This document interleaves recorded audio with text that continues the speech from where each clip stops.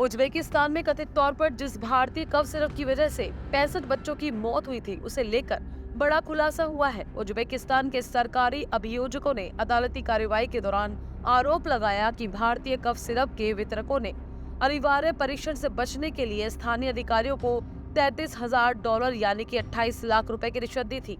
मध्य Asia देश ने पिछले हफ्ते हुई मौतों के मामले में 21 लोगों पर मुकदमा चलाया है, जिसमें से 20 उज्बेक नागरिक और एक भारतीय नागरिक है।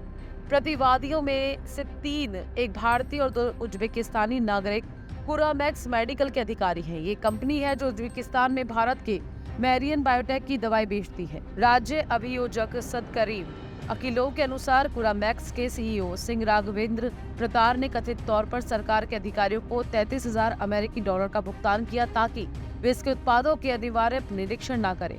हालांकि अभियोजक के बयान से स्पष्ट नहीं हुआ था कि कफ सिरप का उज्बेकिस्तान में परीक्षण हुआ था या नहीं, या फिर निर्माता ने भारत में परीक्षण करने का अनुरोध किया था।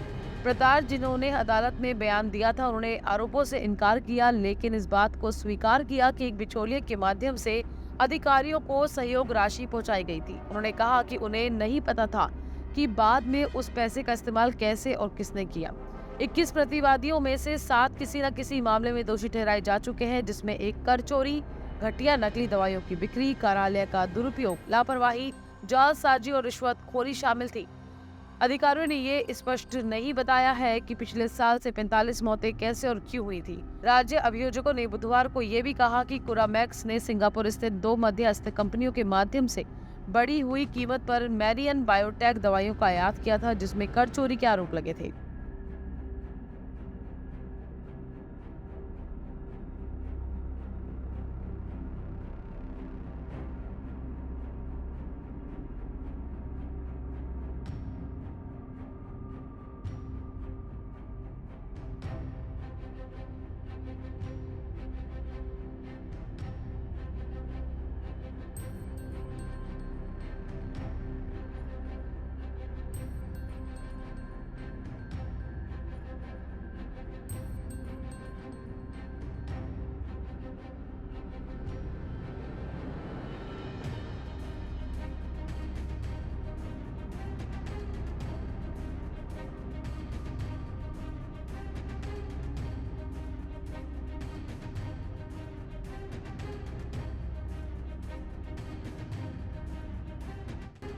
Bureau report, VD TV Bharat.